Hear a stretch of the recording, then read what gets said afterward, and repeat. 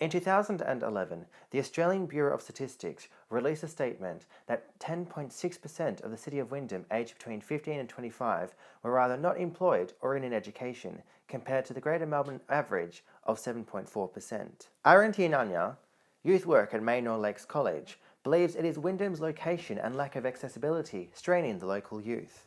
For instance, Manor Lakes, it's very far out in the western area of the Wyndham area.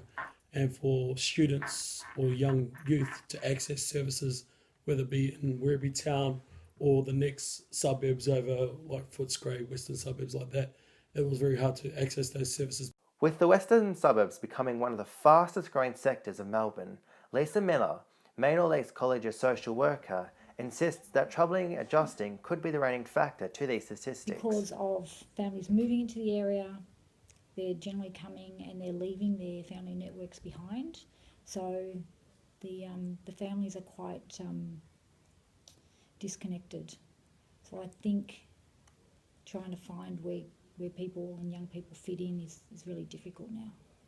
Melinda Chapman, acting coordinator at the Youth Resource Centre in Hoppers Crossing, correlates unengaged and distracting youth are seeking still inaccessible resources in the Wyndham City Council area. One of the trends that we see is an increase for young people in wanting to access kind of those high-end tertiary supports. So increasing supports around mental health services, drug and alcohol services and homelessness services, which is not an area that council provides services in, but we are working really closely with agencies to get them into Wyndham providing those services.